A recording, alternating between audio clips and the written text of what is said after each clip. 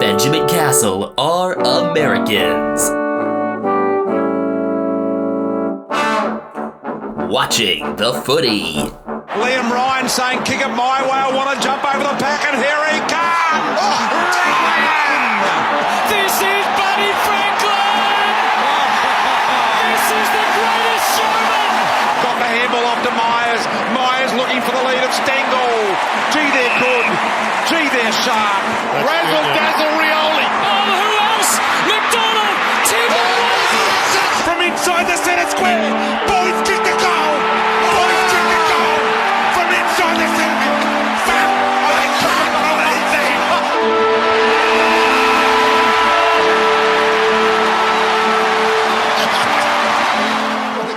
that. Good time of day. It is the end of the 2024 home and away season.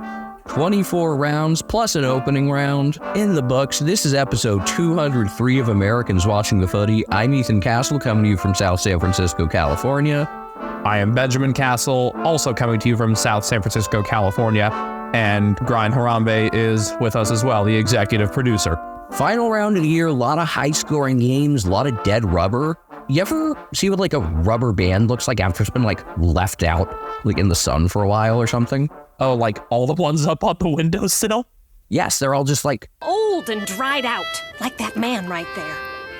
I'm just thinking about how it is in the place where our family is right now, where we've just been shooting rubber bands up there for so long for the hell of it. At some point, someone's going to get up there and see on this windowsill that there's got to be still like 10 to 20 of them, yeah? At least. So yeah, a lot of dead rubbers, some late drama. So this is one of those episodes that'll pick up as we go along. Do we have any, does delisting stuff even count as news, everyone, or? I think we're actually going to save much of the delisting talk for now, because this coming week, we will be taking on one of my favorite projects, which is So You Didn't Crack the 8, which might not be called So You Didn't Crack the 8 after this year. I always like to introduce it, and I might use this exact line again. History is written by the winners, but who writes about the losers? We do. At least we talk about them. So there were a bunch of losers, and some teams that ended on positive notes, even if they aren't playing finals. We can count Collingwood among those then. Melbourne 8-9-57, defeated by Collingwood 15-13, 103. I didn't think there was a lack of effort from Melbourne. I just thought there was a lack of talent that was pretty obvious, and Collingwood just kind of rolled them. And they did so with the intention, clearly, of getting Nick Dacos as many possessions as possible to increase his Brownlow chances. And in the first half, it was just like empty stat padding. In the second half, it was actually pretty good. Also, we had a 36-minute lightning delay with a little bit more than halftime elapsed in the fourth quarter. So that was kind of interesting. Yeah, we've had 3 draws and 2 lightning delays this year. And I thought we were going to have a third lightning delay to even the tally. You were more worried about that in Launceston initially, and then it looked more possible in Ballarat. We heard some thunder in Ballarat, but for a while the forecast in Launceston wasn't looking great, but things were not paused for elemental reasons any other time. Things were changed to be in more accordance with the elements, but not paused.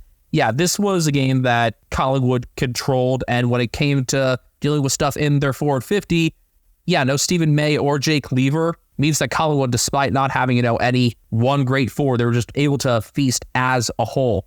Tom McDonald had to do more one-on-one work, which he's decent at, but he's often there to help as the second or third guy in drifting over. And then Adam Tomlinson was pressed into some harder matchups. Lever was laid out with illness. He was missed dearly.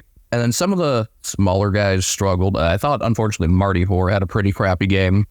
Positives for Melbourne. Kazi Pickett was pretty active, got a couple goals. I like Cade Chandler as well. I thought he was just a high-intensity player, got up to 21 disposals and a goal. One thing that I like about Melbourne these past couple of years is that they've figured out how to use Pickett and Chandler together over the length of the oval. For a while, it looked like they were mutually exclusive. Then last year, you saw Chandler being stationed as more of a forward. This year, you saw Pickett have some more stints in the center and just be a more versatile player overall. And then I thought Chandler did a lot of his better work on the outside, so they were able to play off each other. And Pickett, with his aggression, will obviously normally stay in the guts and just take on some difficult tasks. and he may miss the first 3 games of next year because of a bump of Darcy Moore. David Zeta did call that it would be 3 games, so good on him. He knows his stuff, as he should. I think Kasi had chosen to bump before Darcy Moore had slid, but the decision to bump in and of itself is what's penalized. So I think maybe that's more of an issue with the match review process. Steel Sidebottom did a good job tagging Jack Viney. Yeah, what a strange year it's been for Sidebottom. Starting on the inside, looking incredibly washed, moving to a wing role and doing well there. And then in the final third of the year, going back in and having more of a tagging role or a real just kind of strong one-on-one matchup. And Viney is a tough one to stop, especially the past couple of weeks. We saw what he did, being able to bruise through and get out front against Gold Coast the week prior, and Sidebottom shut him down. So well done, Steel. And he'll be going around again, as will Scott Pendlebury. You know, at various times this year, we've seen some of that next group that's been forced into duty for Collingwood show some promising signs. And we got some of that in this game with both Ed Allen and Will Parker. Were they both first career goals? I know they both got goals. I know Parker's was first. Was Allen's also a career first? It was. That was a close range one late. Allen, I think that might have been just his second game because he debuted against his dad's old club, Freo, in the strange draw. Allen's got something in the middle of the ground. And if you're trying to free up the Dacos brothers, whether it's Josh to be back on the wing or Nick to get more half-board time, I think Ed could be an important piece there for the future. And just in general, as the older Premiership group ages out. We've already talked about this game too much, talked much more about these teams in the So You Didn't Crack the 8. Do want to say it was cool seeing the appreciation for Razor Ray Chamberlain. It was pretty funny when he clearly missed a high tackle early in the fourth because, the game's out of hand and it's a dead rubber. And then one of his last calls he got, Isaac Quayler's insufficient intent. And I think what I like about Razor Ray is you don't want umpires to ever be the main characters, obviously. But if they're good enough at their job, they don't have to be great, just good enough and have some personality and have some fun. Oh, the personality makes a big difference. Even small things like with Major League umpires shown a bit of themselves, in something as small as Joe West getting hit by a ball in foul territory and flexing. That sticks with me. Joe West, by the end, was not a very good umpire, but he was good enough that I gave him a pass. My favorite will always be, though, in terms of recent umpire things in baseball, Phil Cuzzy's ejection. Fuck me, fuck you. Yeah. Normally we don't recognize umpires for being especially good, but if you can just be not known for being terrible and have some fun, I think that's good, because it's just you do have a pretty awesome job, even if it requires a lot of running, a lot of pressure, and a lot of people hating you. Oh, I'm impressed by the cardio levels that are required for soccer referees and rugby and footy umpires alike. That's what I like about being a goal judge. That's a lot of work smarter, not harder. People try to make their work harder, unfortunately. But good on Razor, and with his personality and just ease of interviewing and things like that, being willing to go on to shows, I would not be surprised if, as Fox expands their coverage, they might pick him up. Hawthorn, 26-14, 170, defeated North Melbourne 7-4-46. This was not scheduled to be then. Yeah, this was supposed to be the midday game, and instead got moved up because electricians in Tasmania went on strike. It wasn't that they wouldn't be able to get the lights on. It's that if, in the unlikely event there's a power outage, an unlikely event that I guess would be slightly more likely because of rain, it's just we know this is a 0.01% chance of happening, but if it does happen and we could have prevented it, we would look really, really stupid. So instead they just moved the game up. So they moved that one up by a little more than 4 hours to 12:30 p.m. local.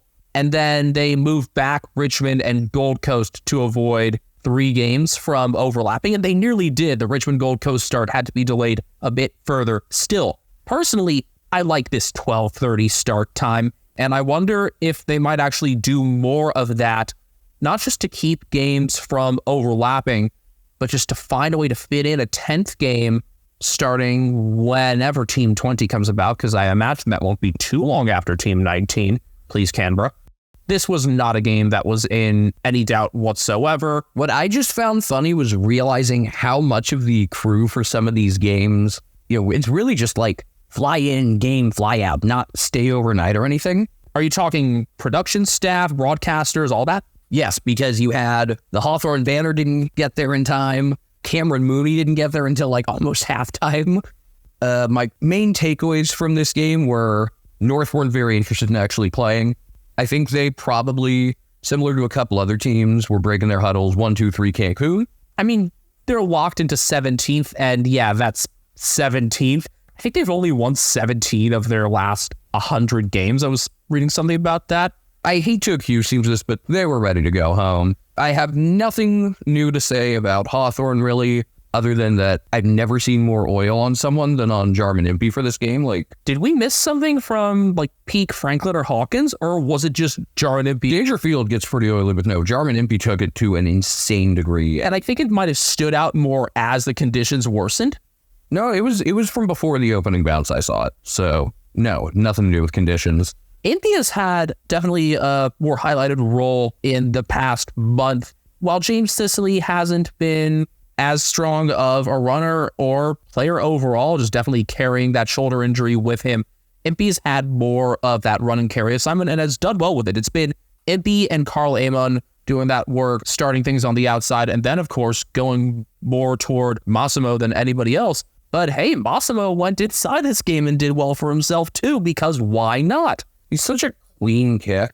Geez, you really had something there, Esserden. God, if they still had him, I would really you would have been able to go from the physicality on the middle that a guy like Durham provides to Massimo's cleanliness on the outside. They really fumbled that. Could have spent more time having Merritt flexing forward as well, really making something of that. But yeah, D'Ambrosio with 8 intercepts, 10 scored involvements, and kicking 2-1 from 31. I mean, there were a lot of big stats for this game, and without Will Day, it had to be other people stepping up. Jai Newcomb just said, yeah, I'll do even more of that. Been on the Jai Newcomb train since Easter Monday 2022.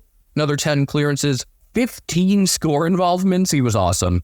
More magnified role for Cam McKenzie. We expected that, and we got it. That's a positive there, but overall, it's hard to judge all that much from this game when there was one team that was just looking to rack things up and make finals and potentially slide up a spot. Didn't happen, of course. And one team that was in 17th for a reason. I like that Hawthorne and North did combine to chair off Liam Shields. That was what we expected, and we got it. Luke's, Bruce, and McDonald chaired him off. And should have gone with, I know he never really played with him, but should have gone with Nick Watson and Tristan Jerry. And Jack Gunston carried off Shields' kid as well. It was a nice gesture. It's too bad the team didn't really show up for him. It was funny. He got a bloody nose within the first few minutes, and the broadcast team was like, why am I retiring? Oh, yeah, that's why.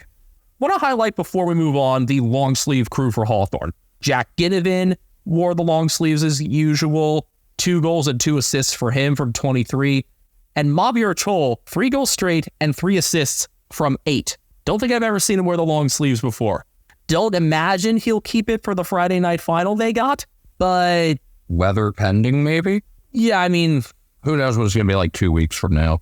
Meteorology's a mess. Again, we spent too long talking about this. How long will we spend talking about the Castle Cup this time? Probably not much. Geelong 26-12, 168, defeating West Coast 11-9, 75. It was 114-14 at halftime, and there were a couple of Cavs fans that were worried about the percentage not being enough to move up farther, and as it turns out, they did do enough to move up percentage-wise.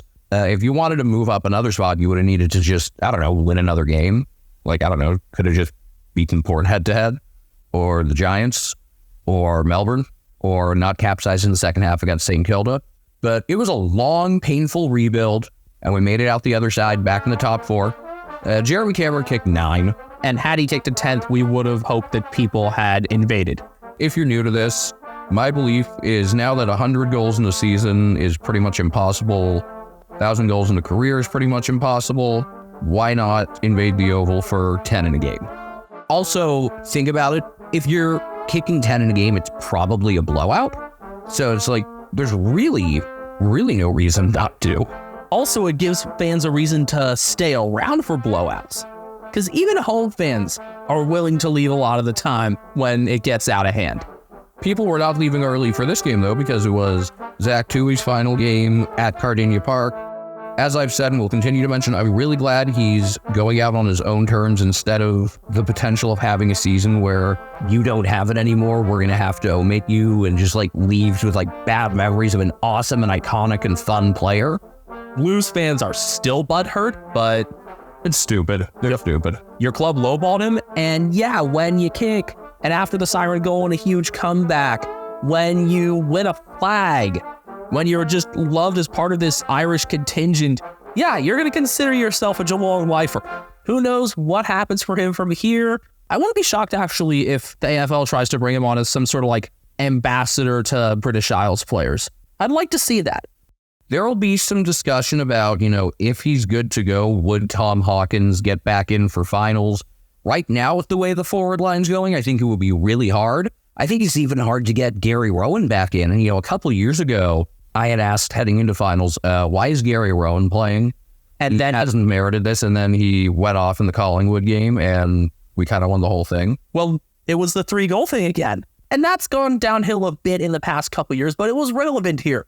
What I would definitely do, though, is make sure Shannon Neal stays in. I just really like the way he plays. Jason Dunstall commented on his speed, and it's clearly you have not been watching this team every week, because if you did, you would know that he's really fast for a guy his size. Good at ground level. It is a bit deceptive. He's not just your typical tall forward, and I like that. I think that right now, without Hawkins, the forward group is more fluid, and guys can rotate around instead of just, you're playing a small half forward, you stand at the end and someone kicks it to you. It's a lot of guys rotating around, and I think that plays right into Jeremy Cameron's hands. I think still, unfortunately, if Hawkins does come back in, it would kind of have to be at Neal's expense. I think it would be Ollie Henry, who went 4-4 in this game, could have had a massive bag. Would that not be too physical, too tall? I'm not sure. I feel like there's something. No, I think Neal, especially because they also like him as a forward ruck option, I think he has to stay in at this point. Actually, against such a tall team like Port, I can understand that, because I've seen a lot of Cats fans talk about, and I guess it's time to ask you as well, would you keep Blitzovs in defense against Port? I don't think so. I think I'd slide him around, because I would like to see him in the midfield some, in not quite a tagging role, but in some of those matchups, because that's a midfield that you're going up against it. I would actually really like to see how he would stack up against really any of their main midfield crew. Blitzovs did a good job on Harley Reid in this game, which I think it was a pretty like-for-like matchup, and it's been in a lot of ways a down year for Blitzovs, but if this version of him shows up, it's really scary. I saw just some mutual respect in that matchup too, just yeah, you're doing a good job on me. Hardly think of mutual respect. The Harry Edwards, Jeremy Cameron matchup was really funny. If one of them made a play against the other, they would give him a pat on the back. It was very entertaining. The sort of thing you could only do in an end of season blowout. We knew Harry would be up against it. No McGovern in addition to Barris. It's two great defenders that they're missing, but clearly one is more impactful to the whole structure than the other. It's like how for Melbourne, it ends up being Lever who's the key to the structure over May, despite what a lot of people might have thought before this year. For West Coast, it was very clear all along. It was McGovern. Barris had been gone, probably never putting on a blue and gold jumper again. But Harry Edwards is going to be there for the future. Edwards will be there. Hoff will be there. That was a fun matchup to watch as well. Hoff against Stengel. You knew it was going to be there. And you called that Stengel was going to knock him around. It was just all too physical for him. Yeah, and Hoff has bulked up, but he's never going to be huge.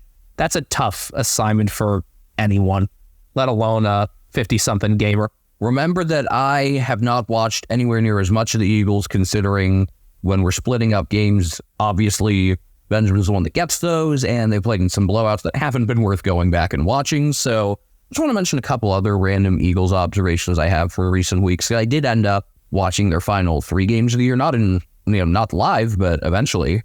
First off, I like what Harry Edwards can offer. I like Jack Williams.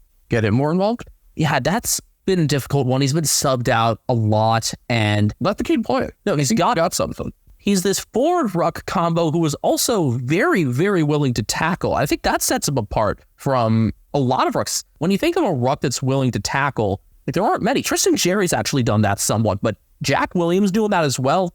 Big fan of that. And speaking of Jacks who are willing to tackle, Hutchinson moved into the midfield rather than stick him into that already tall forward look. Looked damn decent once that switch was made. Finished with a goal and 2 assists from 24. A very nice midseason pickup. I was not impressed with Tom Cole in particular. He got beat just about everywhere. Yeah, that's another Premiership piece that I'm willing to let go of at this point. He is playing a bit further downfield than he benched because there are other people who are taking over at halfback. I want to see that continue. Do I think it will get worse at West Coast before it gets better? Yes, I do. It's funny because I think I thought last year was definitely rock bottom. And again, we'll talk about this more, but I think around 5 wins a year will probably be the expectation for a bit. And I was surprised that they even got there this time. It all depends on how the coach is able to get the effort out of the guys, because the effort was not there from the middle in this game. I will say the second half, they did collectively play a lot harder. And I actually really respect whatever happened at halftime was clearly just like the message was sent, because they did play a second half where, I mean, this could have been like a 160, 170 point loss. And instead they won the second half. Yeah, they lost the game by less than 100. They did not have a triple-digit loss this year. They had 5 last year, including one by 171. There it is, yeah. I still, though, am not sold on Jared Schofield at all. However, I think he might end up being just one of the very few people who are going for the job at this point. I don't think I've ever seen this where nobody's really interested in the job. Huge commitment to go out west, obviously. Some assistants who are in really good spots elsewhere, and a club that is in just a huge period of change after being unwilling to do so for so long. It's like, imagine if the Minnesota Vikings said, fuck it, we're finally rebuilding. When you haven't been willing to rebuild for pretty much your entire existence and now it's finally happening, not a lot of people are sure what to think of it. One last thing, Reece Stanley. Yeah, we haven't mentioned him yet here, and He was good. Once again, I'd say this, and obviously this was against a low-tier opponent, but that's 5 out of 6 good halves he's played lately. I thought Williams was going to do what he did against Rowan Marshall, where it's like, I know you're going to beat me, but I'm just going to make it be as annoying as possible, and I might give away 30 free kicks, but I'm just going to fuck with you like nonstop. He just got pushed around in this game. Billy Williams actually tried to be a more normal ruck in this game. It did not work, and I wish Jack had been in there a lot more often. That's another criticism I have there, but Stanley with 8 score launches and 2 goals for himself. It's a nice way to lead into a finals campaign where he will be a major factor. I kind of love that he's going to have an opportunity for redemption for the worst game of his career. Ooh, good point. He was subbed out in the second quarter, and it was a true you suck sub. But Stanley being better means blitzovs will be more free, etc., etc. Just more flexibility for Chris Scott and co. Also, Reece Stanley has a lot of cows on his farm, as I learned through Jeremy Cameron's latest video. And if you want to learn how to turn a bull into a steer, you can watch that. Like, they don't show it necessarily, but they explain it and show the tools used. You know, as someone who doesn't really think much about farming, and like, you know, you drive past a lot of farms, but you don't really like think about the specific day-to-day operations that go on there. It's been fun to see that, and especially just to learn it from a guy who's also one of the best forwards in maybe AFL history. Richmond 10-6-66, defeated by Gold Coast 14-10-94. Of the first 6 games of the round, this was actually the most fun watch. Really? I thought that you would be more enthused, honestly, by the Brisbane and Essendon game. No, Or was that more just a frustrating one? that one, I mean, that got lopsided before it got good. And that was some good individual performances, but I think this was just like a good game of teams that clearly aren't going anywhere. Suns started blowing them out on clearances in the second quarter, and that's when Matt Rowell took off after he only had like 2 disposals in the first, and then he really took off. Sam Flanders was great throughout. A lot of games he's just racked up possessions. No, in this game he was really good. 2 goals, 2 behinds, 3 assists, 14 score involvements from 29 disposals. He was excellent. That's 14 out of 24 Gold Coast scores. He was actually a mighty Sun for once. There was a game this year where he racked up. Did he hit 40 in the game this year? Yeah, I think it was that loss to the Saints that was like one of the worst games of the year, that 51-48 game. At some point over the Australian summer, People out there will be saying, man, I could even go for watching that Saints-Suns game again right now. This game, however, would be one that, like, during the offseason, you think, like, was it an important game? No. Was it a consequential game? No, but it was fun. You wouldn't mind watching that. Someone's going to look at the film from this game and say, like, oh, this guy's going to break out. And I don't know which guy that's going to be. I feel like people are going to keep pinning their hopes on Bailey Humphrey because it just hasn't happened yet for a top 10 pick. It happens in moments, but it needs to be in more moments. But yeah, Sam Flanders, best game he played. Actually, you know what? Nah, I think I know who it's going to be. I think Bodie Hewlin has already gotten there, and he's gotten a lot of recognition from media types as one of the most solid first-year defenders. Maybe this is a game that really sparked something out of Will Graham, who kicked 2-1 from 16. This was the most visible he had been. Well, he had games where he had been really visible just as tackling everybody. But in terms of actually possessing the ball and kicking, this was his best effort yet. And we know what he can do in terms of tackling and pressure. Jared Witz destroyed Toby Nankervis in this game. I thought this was going to be more even, and one of the reasons I was compelled about this game was that ruck matchup, and it did not eventuate. It's not like Nank was carrying anything. If he did, he would not have been playing. Yeah, he would have been put into surgery early, and maybe it could have seen Ollie Hayes-Brown getting his debut or something. I don't know. But no, he played, and Witz just outdid him and had a lot more effective disposals, too, because he can be one of those hit ball types. There are different types of big stat rucks. There are the hit ball types, and you normally associate that with Witz and Riley O'Brien. And then there are the yeet rucks.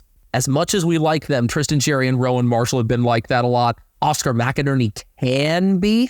But now this was a more well-thought-out game from Jared Witz overall. 17 of his 46 hitouts to advantage is a very nice ratio.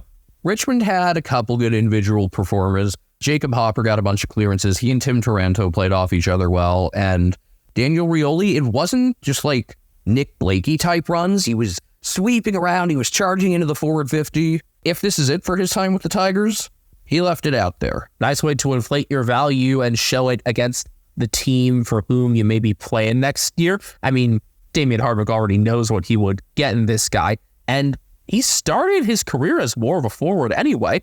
You look back to the earlier grand finals, he was there in that mix.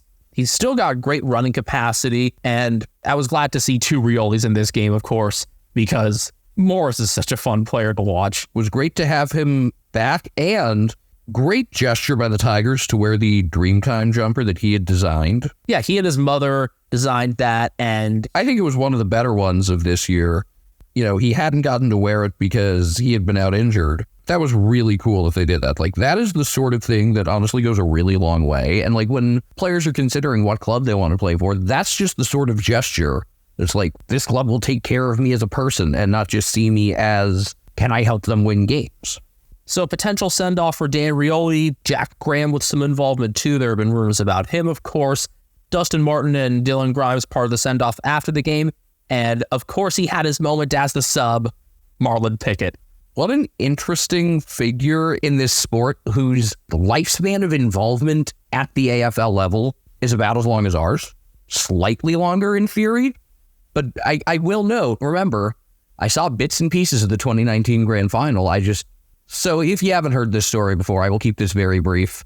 I go into a bar after a high school football game thinking I'll see college football and baseball, and instead, a bunch of Australians watching the Grand Final. I remember the first goal was scored, which was like the only highlight for GWS. And I remember thinking like, dang, this looks really cool, but I want to go watch important late season baseball game and college football. So I'm going to go find somewhere else. I didn't think a few months later this would become my life. But yeah, it's just kind of funny that, his span in the sport kind of lines up with ours timeline wise. Congrats to those dudes on a send-off. Was shocked to see Dusty actually, speak. I wasn't. Jack Revolt was there for a reason. He didn't really say anything particularly, surprising. I don't think we're ever going to get anything crazy. It's too bad because, some of those old tweets from him were great. And I was hoping to see, the side of him that you see in that. He's going to keep his private life private, and I feel like I just want to hear him just once say, yeah, I had some really nice donuts this morning. I have a feeling the only time we're going to hear from him in the future are flag reunions and big Richmond anniversaries. Hall of Fame ceremony. Oh, that'll happen too. Other than that, he might just get really into the 60s. Bertram got really into the 60s, and no one ever saw him again. Do Australians know about the Sandlot? I have one point of reference here. Angus Davies' favorite sports movie is Moneyball. Angus Davies, one of Brian's best friends, punter for Tulsa. So if you ever see Brian Myers rocking Tulsa gear, that is why. One of my first things I'm going to do when I get the new college football video game is just go play as Tulsa and just punt a bunch with Angus Davies. But yeah, I know on his bio, right next to where it says, Brian's his favorite athlete, he says his favorite sports movie is Moneyball. And I feel like even for people that don't know a lot of baseball stuff, I feel like baseball movies just kind of endure. So The Sandlot is an important one. My personal favorite baseball movie, though, is 8 Men Out. Ooh, good one. I think it's fantastic. Just like, as someone who does not watch a lot of movies, I will watch 8 Men Out anytime it is on. You feel immersed. You feel like you're actually there, because a lot of movies, they'll take action scenes and make them in slow motion, and then you remember, I'm watching a movie. I'm not actually there. It's not 1919. Yeah, but you feel like you're there, and there's just, again, really good little details all around. So watch 8 Men Out. If there's one thing to remember about Dustin Martin's send-off, is that you should watch a movie about a scandal from 1919.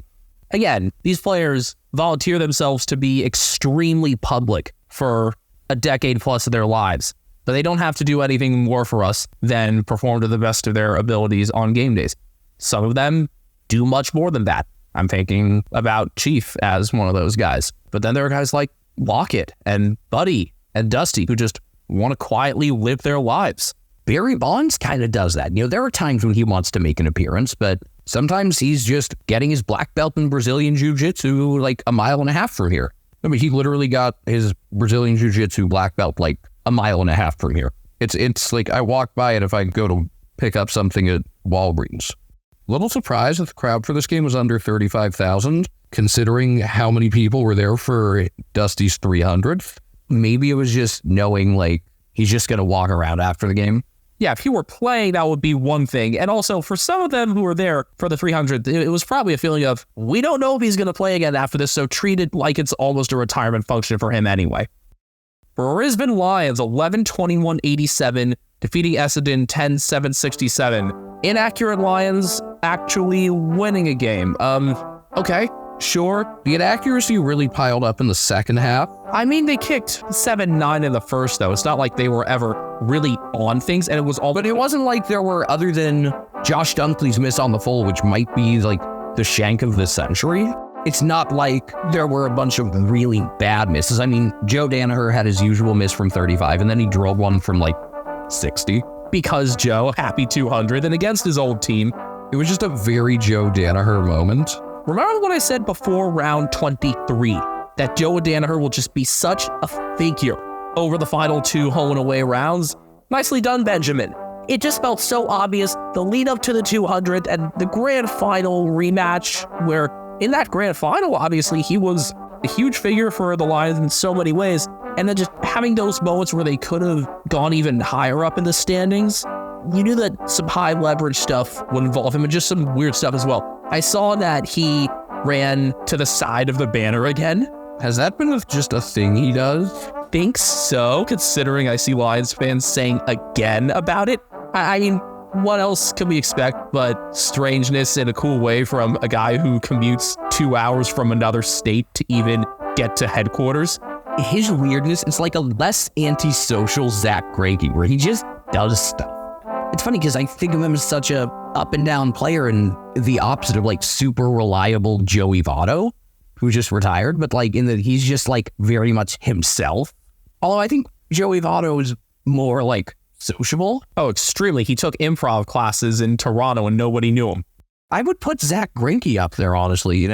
I like it because you wouldn't know about a lot of the stuff for Greinke aside from articles. And yeah, for example, the time, he's just standing there and he sees a garbage truck go by and he just goes, they should pay those guys more. The trash would really pile up if we didn't have them. He's got a point. Or when he was told in AAA, this is going to be your final start here, you're going to get called up for your major league debut.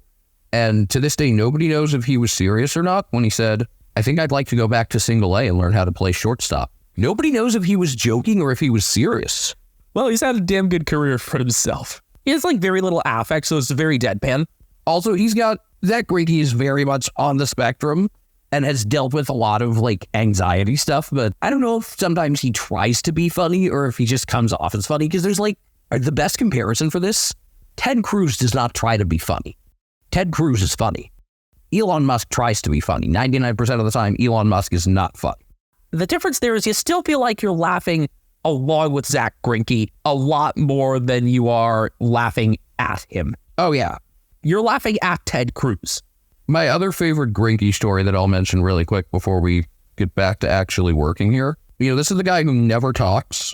And one day in the Dodgers clubhouse, he gets up in front of everyone and has an announcement. And people are like, wait, what the fuck? And he says, lately I've noticed a lot of you guys have been doing the number 2 and not washing your hands. So let's work on that. And that's it. That's just like all he said. What did they expect from him? A retirement? I don't know. Maybe that he was going to announce that he was going to have a kid or something. He has a kid, right? He does. Yeah. But I don't know.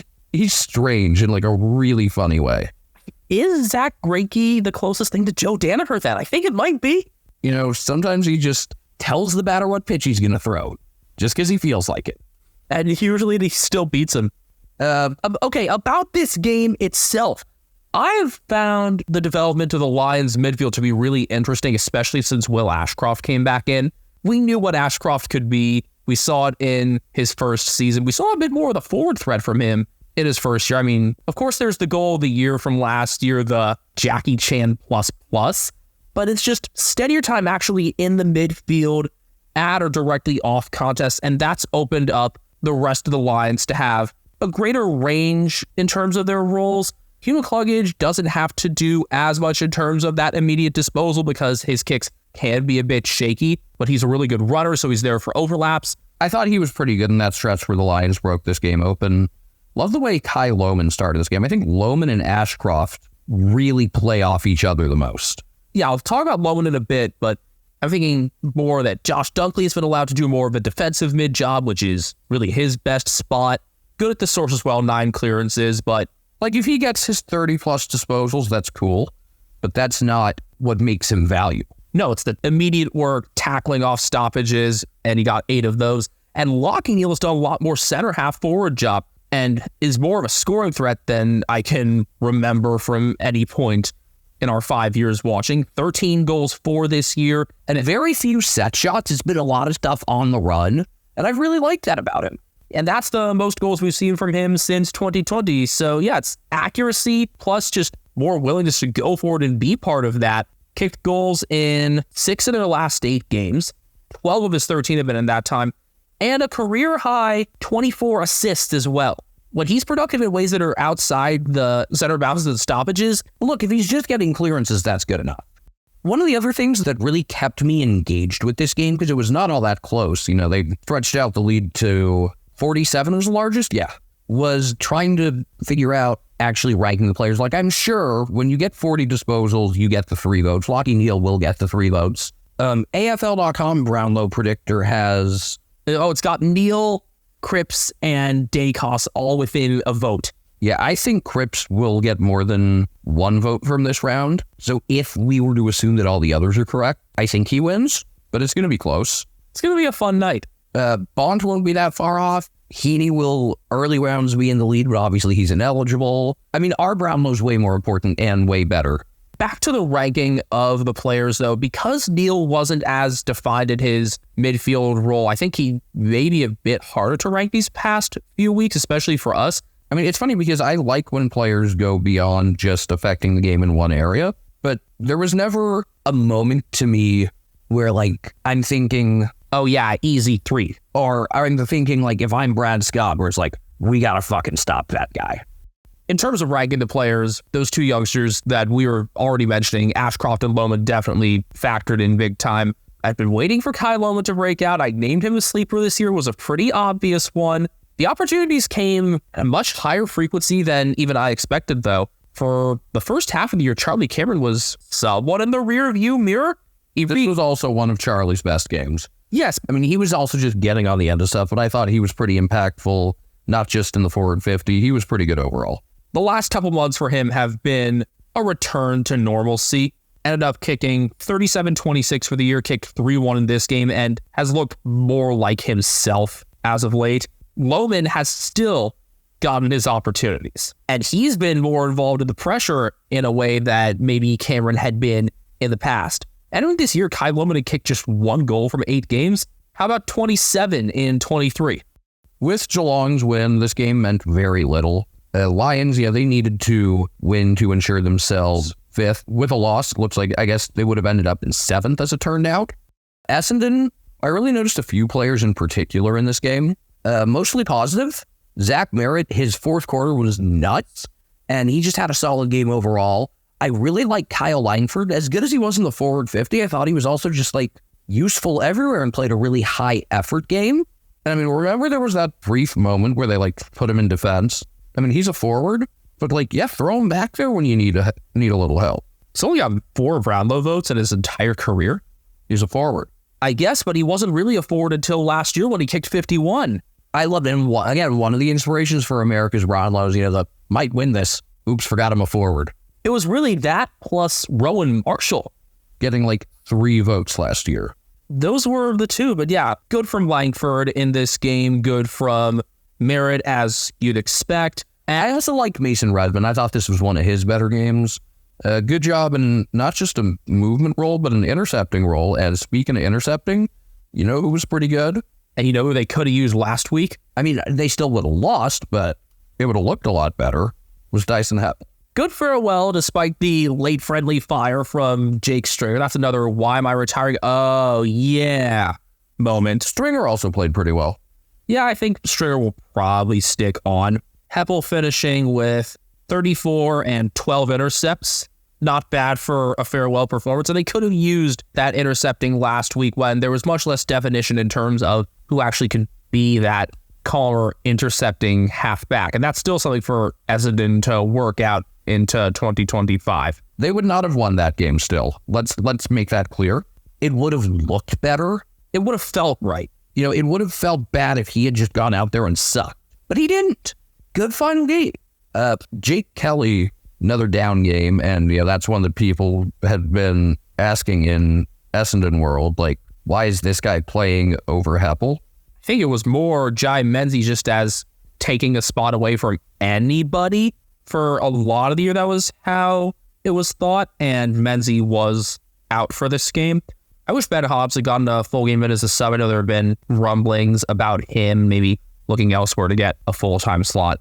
When I do think about Essendon this game, though, I just think about telegraphing kicks in the back.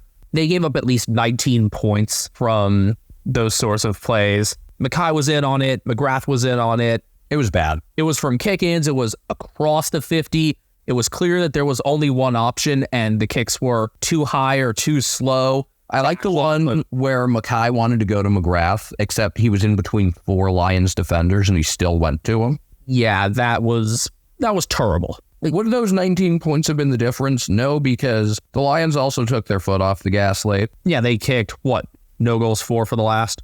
They were up 47. Maybe it means they're only up by 30-ish. It would not have changed the outcome, but again, it's one of those things it just did not look good. It felt like 2022 or 23 Melbourne at times with that kind of 4th quarter let off. Benjamin, 78% of our listeners are between 18 and 35 years old, so they probably want to start a podcast like we did. How did you know that number, Ethan? Thanks to the analytics we have for Spotify for Podcasters. Formerly known as Anchor, sorry Frio fans, Spotify for Podcasters has tools that allow you to record and edit your podcast from your phone or your computer. No fancy software needed. It's so easy you can edit it while drunk. And Spotify for Podcasters doesn't just allow you to upload to Spotify, you can also distribute your podcast on platforms like Apple, Stitcher, and more, just like we do. Best of all, it's completely free. Not only is it free, you can even make money from listener support or ad revenue. Hint, hint. Download the Spotify for Podcasters app or go to podcasters.spotify.com to get started today. As we continue here, a reminder that we are on plenty of social media platforms at Americans Footy, so keep following our Footy takes there. We'll be posting various graphics and just thoughts as we work our way through this pre-finals bye at the start of the women's season. That'll be fun. There are few games on Fox Sports 2 this weekend. Individually, I'm at Benjamin HK01 on Twitter. I am at Castle Media. That's Castle with a K. Sometimes you have to tell people this and they still put a C. Brian Harambe is currently sleeping next to me. He is on Instagram at cat named Brian. Have we mentioned his fascination with your laptop? Yeah, so my laptop's like the way it's built, there's like hinges and then like a gap between the keyboard and the monitor. And if I stick my finger in that little gap, he really likes playing with it. Got to finish off some of the Saturday talks. Sydney 18-13-121 defeating Adelaide 13-12-90. As if we didn't know they had wrapped up the minor premiership already. That's the 10th in Swans history, and they've made the grand final all 9 other times. Tough task ahead, though, because they are 0-3 in Sydney Derby finals. It's amazing. We've only had one ever final of any of the other interstate rivalries. I mean, obviously we haven't had a Hugh Clash final because the Suns have never played a final, but no Western Derby final, only one Showdown final. But this will already be our 4th Sydney Derby final. It's pretty funny. And in 3 different stadiums, too. Stadium Australia, SCG had already had one. Yep, and Tasmania. Yep, Launceston, that crazy one-pointer in 2021. That was fun. That was a 6-7. That usually seems to be the game people are most excited about, and I think that is the case once again this year, but that's discussion for like a week from now. Right now, just this matchup, nobody wanted to play defense. Nobody was very interested, except Nick Blakey. He played his ass off. James Rowbottom still tackled people, but this was kind of another of those like 1-2-3 Cancun games. Well, you compared it to something else. It was also like the NBA All-Star game, where teams scoring 200 is feasible. I know it's happened at least once. There was no Elam ending, though.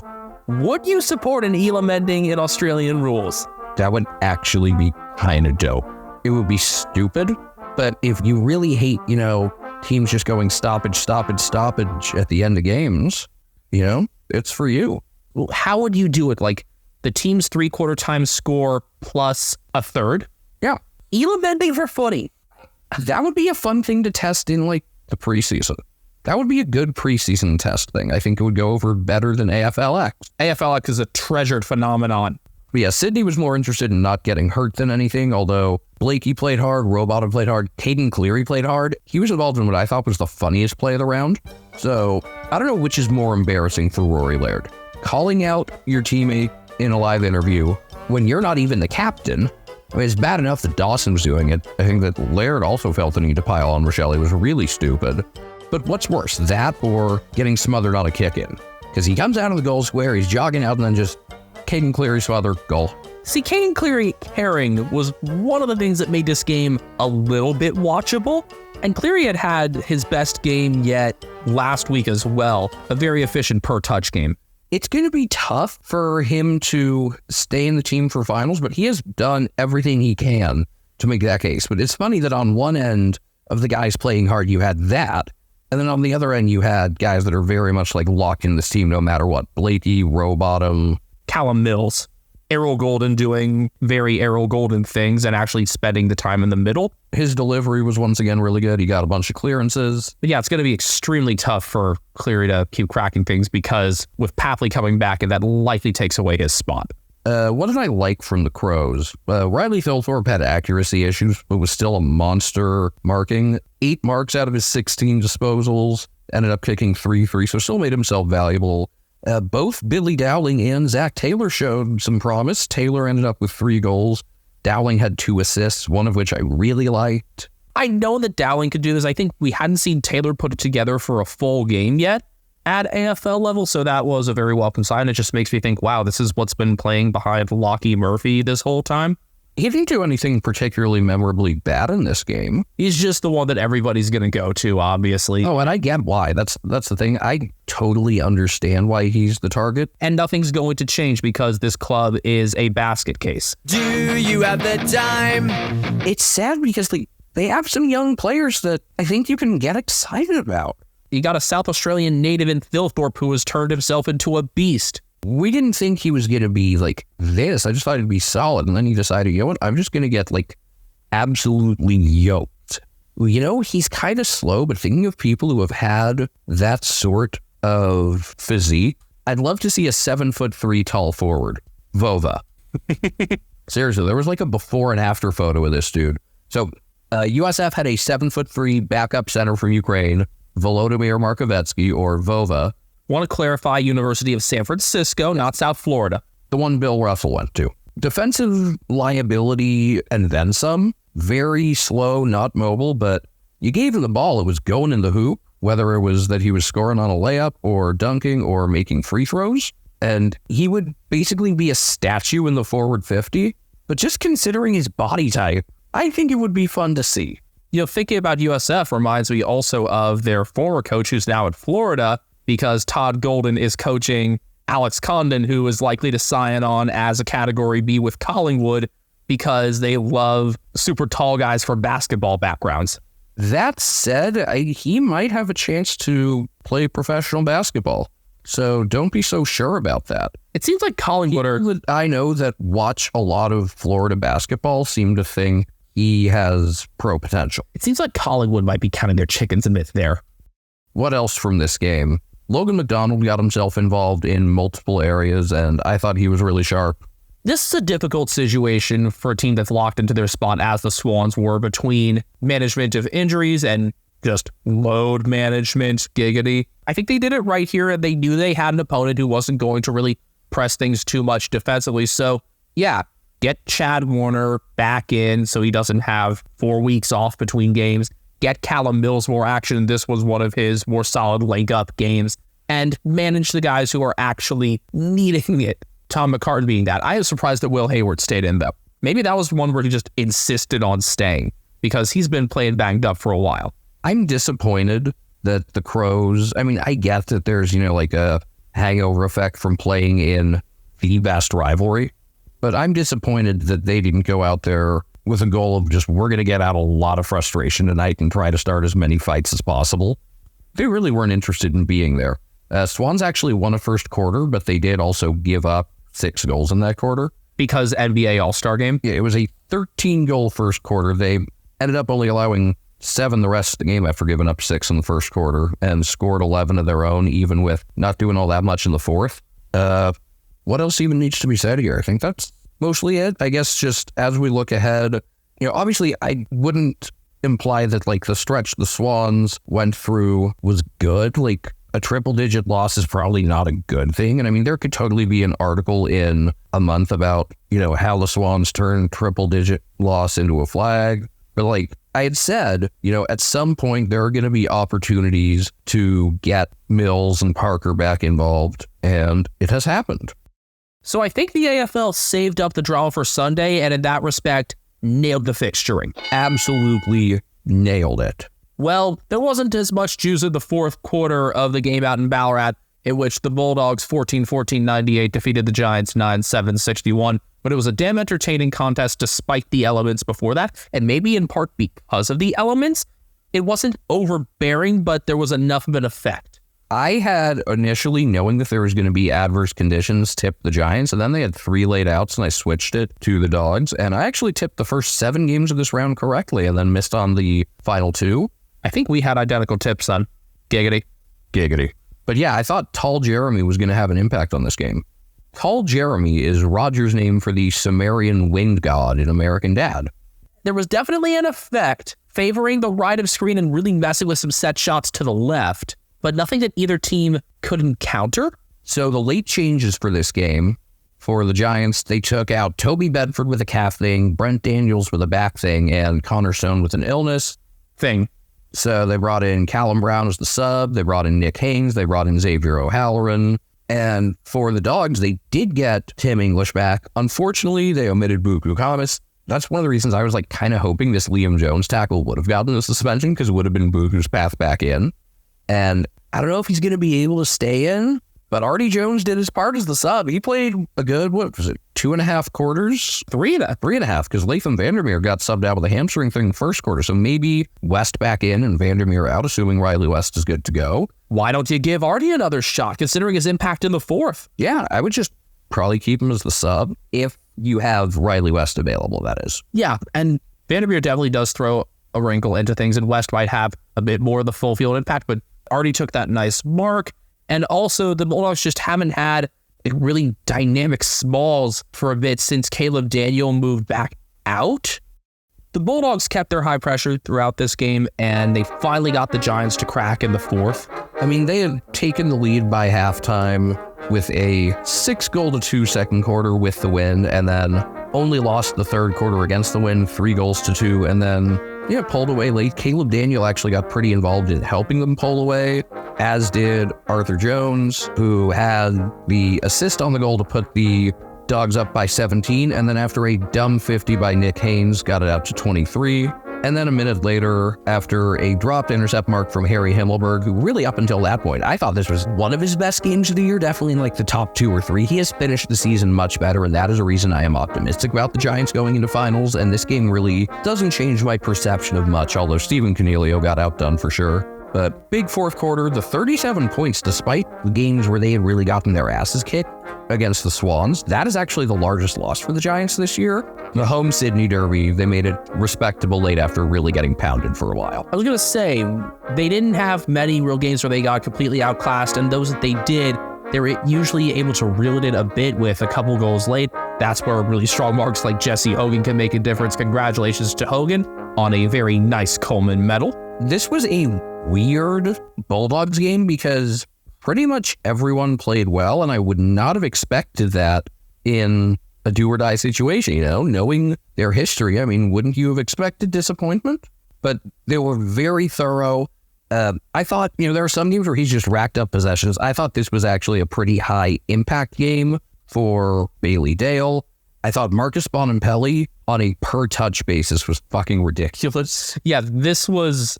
I feel like he could get overlooked for the 3. The broadcasters were saying, it's got to be Ed Richards. That's Ed Richards, but I've 2 goals from 29. The impact, getting the ball into and then out of the middle. 31 pressure acts was pretty sweet. But Bontempelli on a per-touch basis and working through a contest like normal, I think there's a very hard case to argue against him. I think this is one of those games where people who know footy and people, like if you showed someone who hasn't seen the sport before, will all agree, that number 4 guy is really fucking good because every time he gets the ball, something insane happens. The one thing is he didn't ever really do anything defensively, and he only got the 1 goal, but just like every clearance, every tackle, every contested possession was phenomenal. And then you combine that with another good game from Jack McRae and what Richards did and a smooth game from Bailey Williams, and this just looked like a really solid performance up and down. Don't forget Tom Liberatore, who apparently also has a Kramer tattoo on his ass. He needs to wear a Kramer undershirt like the umpire, the MLB umpire, James Hoy. Yes. That was the funniest thing. And I don't know if that coincided with Players Weekend. I think it was. I think that was the only reason the umpires were given lights, just like, hey, the players can have some fun. You can too, Blue. But yes, apparently Tom Liberatore has a Kramer tattoo on his ass, and I don't think either of us had known that before. I guess the Giants valued making sure guys are healthy a little bit more than trying to get to the number 3 or even number 2 spot. I mean, they've had that Sydney Derby track record. I was disappointed, though, by Lockie Whitfield returning to his huge number halfback role, which has gotten him an All-Australian 44-man selection, whereas he'd been so damaging further downfield in the prior 2 weeks. We kind of called it, though. One Lockie out, another Lockie shifts back, and I don't think the late changes did anything to change that either. Just Whitfield could always be an accumulator. He now has 669 disposals for the year without a goal. That is a record. It's not really a record you want, is it? I mean, it's an interesting record. It's a record. There are worse records to have. Actually, you know what? I think Matthew Boyd is happy with it considering how his season ended. Tom Green, one of his more typical games, although the efficiency did stay over 50%, it was below 55. And then Cornelio, 42% efficiency, and that from just 19 disposals. They got outdone in the midfield. I did like Aaron Cadman on a per-touch basis with his 2 goals from 9 disposals and just like impacting things as a tall threat. He's found that, and it's because he's had an ability to play as a secondary tall when you got some potent small targets as well. Obviously, Hogan there does a lot, and you're up against a tall key group as well for the Bulldogs. So that was solid.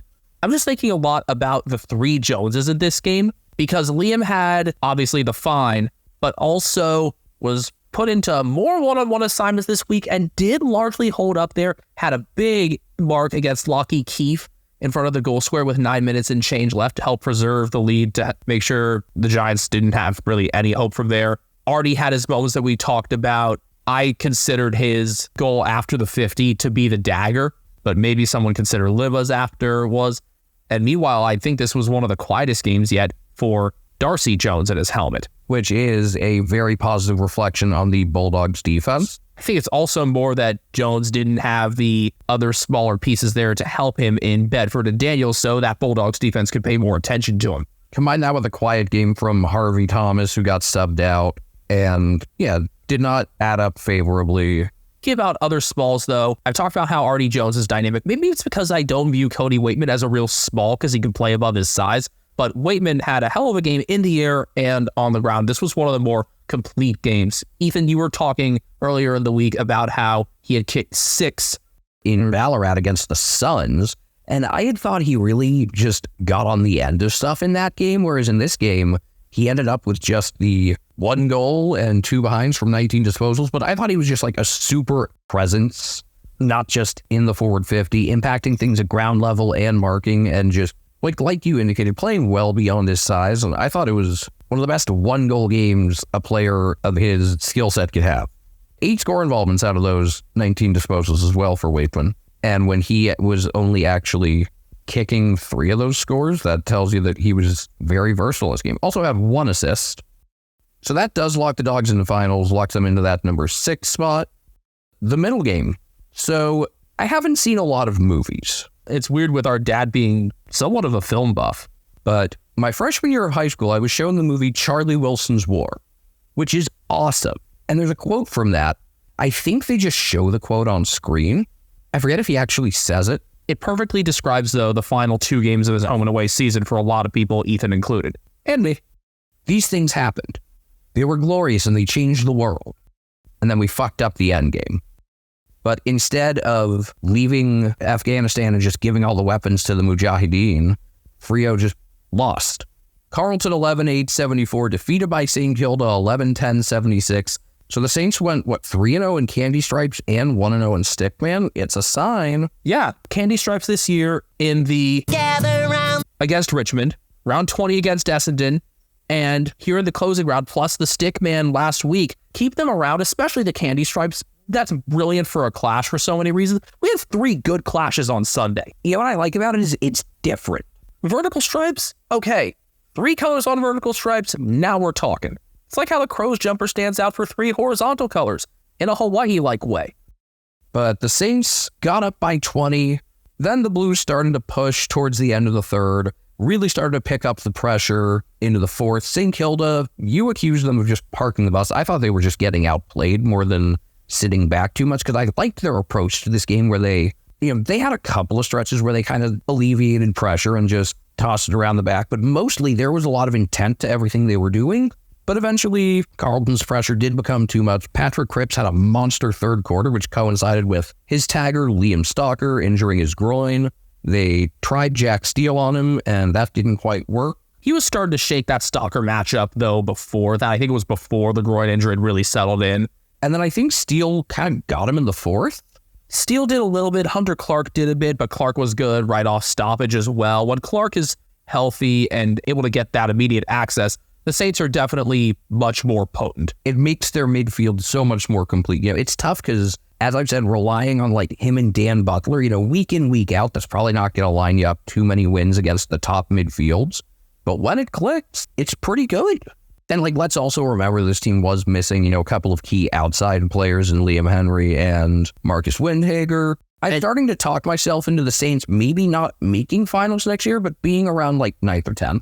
Also, you would have had Windhager on Cripps. I think Windhager's a really good tagger, and it's unfortunate that, as tagging became more and more popular this year, that he was out injured. Yeah, it was like Ross seemed to be a late comer to it. Then he realized, oh, wait, I got Windy. Fuck, he's hurt. But yeah, Cripps' big third quarter. I also thought Adam Saad did a really good job, not just kicking and bouncing a million times out of the back, but making sure that the Saints couldn't get past him and then launching good counterattacks. So I thought this was easily his best game of the year. Ashton Moyer comes on as a sub. Jesse Motlop had been silent and then gets involved in a couple of scores. including another Moyer goal to put it within 2 with half the quarter left. And then he scores to give him the lead off of a setup from Orazio Fantasia. Fantasia had some nice involvement as a late in for Mitch McGovern, who, as we've said so many times, is so integral to their structure. And that is something where Sod totally picked up the slack. Wolf. Brody Kemp, who was much quieter in this game after going off last week, had a chance to give the Blues a 2-goal lead and missed with 2:10 left. That made it a 5-point game. Matthias Filippo had a shot from probably about 35, 40 meters out with a little under 90 seconds left. He missed left, and you think that's going to be it. That was a narrower miss, too, and it just would have felt so right with... I thought it was in at first. It would have felt so right with Filippo being back in and being the piece around which I think a lot of the positivity for St. Kilda is gravitating. Was it his most efficient game? No, but he's such a high-effort, high-motor player, which... Again, it had translated from him only getting involved in the forward 50, and I think when they were funneling everything to Max King, he was one of the ones who kind of got shut out. And then he forced himself into more midfield assignments. He has been much more active as a tackler. 9 tackles and 7 marks, 30 pressure acts, just a full oval game from him, and it's a shame that he couldn't have been the one to finish. And hopefully the Saints overall realize, okay, Max King's a nice thing to have. We've got so much else there. We've got this guy. We got Membry who can still impact things forward. Please give him another contract. Cooper Sharman. Obviously, Darcy Wilson, who's found ways to impact the game everywhere all year. But Mason Wood still able to give so much over the full oval as well at age 30. Filippo was below 50% disposal efficiency in this game, and Champion Data thought he was pretty poor, and I do not care. I thought he was awesome. Again, 30 pressure acts. You could tell he was running on E in that fourth quarter and would not give up. They managed to not let the Blues get out too far after his miss. And then Jack Higgins had a snap that just stayed out of the reach of people's fingertips with 12 seconds left to give them the lead. It was it happened in slow motion. The whole progression was oh shit, is that going to get there? Oh my God, that's actually online. Wait, was that touched? Oh my God, it's a goal. No way. I don't think the Kawhi quadruple rim hit or whatever in Game 7 for the Raptors is quite accurate, but it makes me think of endgame matted field goals where they slow it down. This actually happened in slow motion. I'm not sure. Do they still do that in newer Madden? Don't know. Haven't played newer ones because they're just a $60 roster update. Yep, but I remember the GameCube Maddens, 08. Yes. They would slow it down for last second field goal attempts. I will say Carlton did get one last chance out of this, but Zach Jones, who I thought had another really good game, even if the numbers didn't show, it's just another high motor, high effort game, had a great smother on Elijah Hollins. Both Hollins brothers really picked it up second half. Ollie in particular in the back, he's been more of a wing player as of late. For most of this year, obviously Elijah was putting up far better numbers, but I liked Ollie on a per touch basis. And now Ollie's actually had the numbers towards the end of the season to go with it. He's got to stay in, even if you get people back for finals. Wait, Sam Doherty is trying to make his way back? It's don't make me have any positive feelings about Carlton. Come on. I mean, we got an opening round rematch coming up. But yeah, Lockie Cowan was able to get a kickoff towards the forward 50, and they couldn't get a mark on it. And there's your siren. The Blues have lost 11 straight closing rounds. Is this just cursed from them because when they won that game in 2013, they got into finals despite being 9th? I don't know. But this was awesome, and it was 17 clubs celebrating. Maybe 16, because I don't know how Eagles fans would have felt. The crowd at Optus going nuts for it as they were getting ready to watch Frio. The Saints finishing with 6 of 8 wins. Yeah, and, this happened when I had officially given up on them and just said, all right, I'm just not interested in this team because... The inner machinations of St. Kilda are an enigma, and the outer machinations as well. Well fucking done, Jack Higgins, who in 2 fewer games than last year tied his total for goals, and I believe set a new career high for assists. He is still one of the best score generators in the league, and you've got other pieces around him who can distribute. That's dangerous. Look what happens when you don't rely on one tall. So here's my thing with Ross Lyon. There are times when his teams get so, enslaved to his style, and it completely takes away all of their creativity and dynamic ability. But when he doesn't impose that on them and lets them play as they are, while also doing his stuff to break down an opponent. Like, he's really, really good at not just controlling the flow of games, but getting his teams to exploit opponents' weaknesses and take away strengths. And I think, like, if you were to build, like, your dream coaching staff, I would have him in charge of scouting reports. Because I think that dude reads opposing teams unbelievably well and deserves a lot of credit in that front. There was a lot to this game besides the crazy finish. Like I said, very high effort from Zach Jones. I've been really impressed with Jones on a per touch basis. We've talked about that a lot because those are the players who never really get the respect they're due. Jones has been like that for a few years now.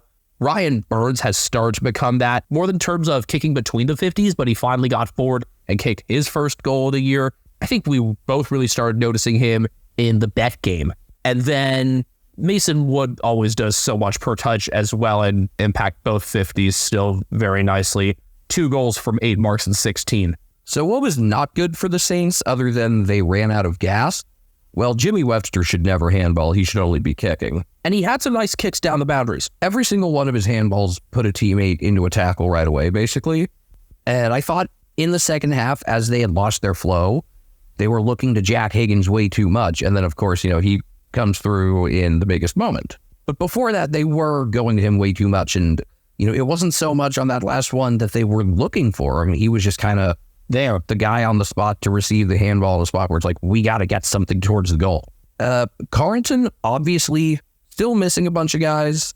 They're going to get Charlie Curnow and Harry Mackay back for elimination final at the Gala in all likelihood. McGovern will be in. There's a decent chance for Zach Williams as well. So some of these young guys provided sparks like Jackson Binns, Cooper Lord, and Ashton Moyer will have obviously a tough to impossible time staying in. I really liked Moyer so far. Cooper Lord, wow. He's just a rock solid player. He's ended up with 7 tackles. You noticed every time he had the ball. Pretty sharp kick too. Knows how to keep things flat and effective, and I like that. Luckily, he was pretty pivotal what they did. 5 marks. I think you noticed every one of those 5. I would do a lot to keep him in, and I got to give some credit as well to Lewis Young on, I thought, a really good game. 7 spoils. I think he was actually maybe better than Wiedering defensively, and I am normally singing the praises of Jacob Wiedering, who I thought was just okay in this game. But yeah, Saad and Young were the ones between movement and spoiling that I really liked in the back. Looking forward, the past 2 weeks back, Kennedy has done much more in the forward 50, and that once again was a positive for Carlton. Kennedy has been one who's been slid around so much under Voss, from fullback to helping in the center as we know he can, but also that took away from George Hewitt's time, and Hewitt was solid again, to sometimes being out or being the sub in the first place. Kennedy is someone who can shore up gaps all over the field. In the past 2 weeks, those have largely been in the forward 50. So where he gets used in finals will be very telling as to what Michael Voss thinks is a weakness. The Blues were winning at the center bounce from the beginning. Cripps and Hewitt were obviously on that from the start. And then outward, it was Sam Walsh with one of his more noticeable gains because he could rack up the numbers. Well, I thought he started well and then kind of faded. Rallied a bit in the fourth quarter, which his season, he burst onto the scene in his first few games, and then he faded, and if he could rally now like he did in this game, that would make this team still pretty dangerous moving ahead, even as they are understandably seen as the weakest team entering finals. I thought Nick Newman just had 35 disposals and didn't really do all that much with them. I didn't think he was bad, I just thought he was kind of there. It's the sort of game that will still definitely get you Brownlow love. Well, he's never been the huge interceptor. No, and I think he's actually, over the last couple months, played really well. He's a rake within the back. It's Wiedering and McGovern who are usually the types to take the intercepts. Obviously, no McGovern today. But Newman tends to see the oval well, and when you got another defender who's running, like Saad, for example, he sees that, gets it out to them, and then the Blues could do their best work from there. So Newman is still very important. I think touches may have been shorter, but still impactful. So I understand the Brownlow love, not just from a pure numbers standpoint. I didn't think he was bad, but I wouldn't have included him in my top 3 or 5 players. 7 intercept possessions on a day where nobody had more than 9. That's quality. But 35 touches and only 5 score involvements. I think that's more of an issue of, again, what Carlton did from open play, which much more favored the Saints, even as they slowed things down in the fourth, much to my irritation, but thankfully not to the detriment of their result. Quick, who was the worst rated player in this game by champion data? Was it Webster? No. It's a guy who almost certainly is going to get dropped heading into finals. Jackson Binns? Corey Durden. You could have watched most of this game and completely forgotten that he played. He had an early shot that he missed, and then I'm not sure if I noticed him much thereafter. 4 disposals. He seems like one that could have gotten subbed out. Well, here's the issue. If Matthew Owies has his suspension upheld, you're still getting Mackay and Curnow back in. You can go with a bigger forward line. Keep Moyer and Motlop in it, or Moyer's going to be tough with Zach Williams coming back, though. I think he might be squeezed out, despite his 2 solid performances at the sub. I'd be surprised if one of him or Jack Carroll is not the sub. Real quick, sub talk reminded me, we nearly had some real sicko stuff in the Ballarat game where so many different times players were banged up, and I thought the Bulldogs were going to end up pretty short personnel-wise. I thought it was going to really mess them up. You had 4 Vandermeer came out. They were looking at Treloar's left ankle down to the rooms. Rory Lobb got banged up a couple times. Taylor DeRay got roughed up. And then on the Giants side, you had Kieran Briggs with multiple shoulder things. While I'm still on the subject of that game, because I forgot to mention it, Rock matchup was interesting because Briggs did beat Tim English pretty handily in hitouts, but I thought English actually, for what's been a down year for him, made himself useful with some full field marking and ended up with 17 disposals and 7 marks. While he only had 18 hitouts, 7 were to advantage. If this is what you're going to get from Tim English, yes, you want him to get 40 plus hitouts, and he's just not doing that this year. Like, he made something out of what he's got. You know who didn't make something out of what they got? Fremantle. 9-13-67, defeated by Port Adelaide 13-9-87. They had the lead at quarter time by 8, trailed at halftime despite a Nat Fife goal right before the siren. I thought that was a huge momentum shift. I thought Port was going to have a tougher time in the second half defensively, or at least getting out of defense, because they were already without Dan Houston, and then they were also without Tane Farrell, who did his hamstring again.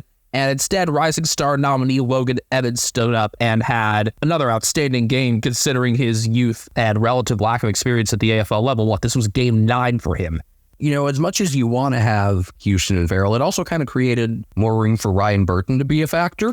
And I don't think he was especially good, but he was not bad. And considering what you're replacing, just being passable is good enough.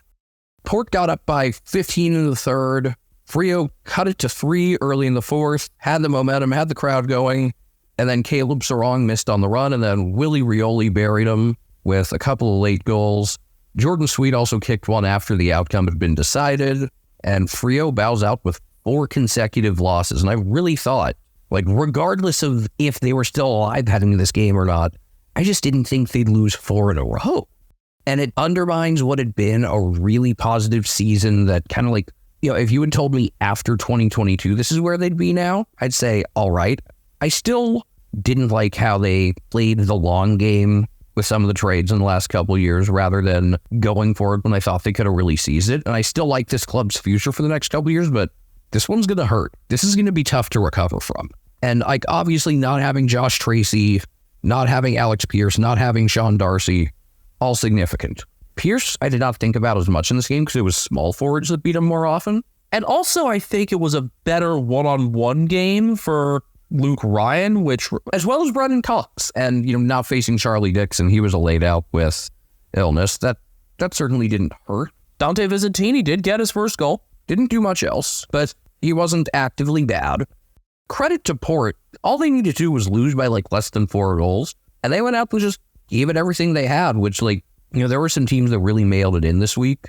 Port could have done that, and I wouldn't have blamed them. They had something to play for, and as soon as one team went, the other team would go, because otherwise we could have totally had a disgrace of Gijón situation where, like West Germany and Austria in the 1982 World Cup, they could have colluded to get the desired result. Max Lawton brought that up. But no. I wish they had done it. It would have been really funny if they just kicked it back and forth in the middle and just racked up meaningless fantasy points. Did the center, passes it to halfback, passes it to wing. But it wasn't so much stat shot inaccuracy for the Dockers. I mean, they had a couple, but it was a lot of missing shots on the run. They could have done a lot of damage in the middle quarters. I think they missed some open looks that were more central and could have allowed them some of that time as well. It felt like at times they were playing at a pace that was too fast for them. This is a team that, when they get on runs together, is good, but are so great at the chaos ball. And Port are strong at the chaos ball. And you look at who some of their most important players are, and it makes complete sense. I'd say really their two most important. Connor Rosie may be the captain, but the beating heart of this team is Zach Butters and Jason Horn-Francis. Here he is again, the horny one. Those are players that thrive in chaos. They lifted in the third. Port went with them. Game, set, match, honestly. Even if you didn't account for inaccurate Mantle returning at the worst possible time. They had Michael Frederick open in the midfield all the time, and it didn't create any sort of meaningful runs where they would get the whole team moving or would find someone else open. They weren't able to turn that into like the numbers advantage that they should have been able to. And maybe that was just that Port sat back instead of looking at Frederick and deciding, someone's got to go cover him, and then that leaves someone else open. But with Port sitting those numbers back, then it doesn't make sense that Freo would go long all the time. It's just a game where, and to do that without Josh Tracy, who was somehow not in the 44. But this was a very bad time to not have either Sean Darcy or Josh Tracy, but they also could have made up for it better. This feels like it still, with the injury situation, still needs to be a stain on Justin Longmuir's record. I wonder just how hot the seat is. Liam Reedy, I actually thought, did play a better game, but gave up a really stupid goal. Oh, that was the downfield reversal when he pushed down Jed McEntee? Yes. Nathan O'Driscoll might have been involved in that as well. O'Driscoll started hot and then faded some, but I'm glad he was in there. And if there is anything to be optimistic about from the last few weeks as a Freo fan, it's his return and looking like he absolutely belongs. Yes, you can have him on the wing, but also get him some inside stints. He's willing to do the dirty work. Have him on some runs with Freddie, honestly. Like, I liked actually how it worked out with him doing some in the middle instead of just him on one wing and Jeremy Sharp on the other. Sharp, I thought, had a decent game, but there were chances there, and they just kind of pissed him away. I don't get why you're bombing it into the forward 50, missing the guys you're missing. And then there was the lack of composure. I thought it was also just like a less refined game from Heath Chapman. Willem Drew did a very good job limiting Caleb Sarong, who still managed to rack up an octopus and 32 pressure acts. And then Hayden Young going down was the final nail in the coffin. Young started on fire, had cooled some towards the second half, but had still been pretty effective. And then he got inadvertently kicked in the calf and tried to play through it. And, all the respect to him for getting back out there. It was just unfortunate to visibly see, like, man, no matter how much he wants this, he physically is unable to carry on in this game and needs to come off.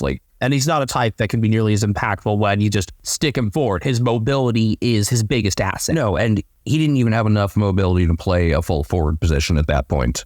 I said this should be a big stain on Justin Longmuir's record. How much do you agree with that statement, considering both the injuries and the lack of adjustment? I think part of it. I'm not sure which part. I'm still comprehending some of this. On Port's side, we've talked a lot about Freo because, they were the ones who really fumbled the bag here. We also talked about, as I said, the beating heart of Port with Horn-Francis and Butters, as well as Logan Evans picking up in the back. Horn-Francis, despite only having 20 disposals, I thought he was the best player. It was just like every time he was in space, something impressive happened. That was one. Another one, like both sides of the bell curve can tell, like, yeah, that boy good. Zach Butters just got better as this game went on. Jace Burgoyne, very good second half on the outside after being pretty quiet. And, a guy who's been pretty up and down, but when he's up, this is a very tough team to score on. Brandon Zerk-Thatcher, 5 intercept marks.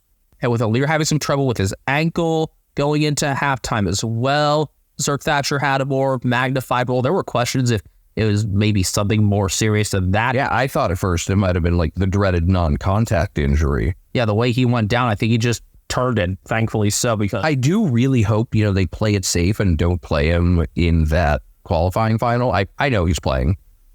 I think it's time, Ethan. Final awards of the year?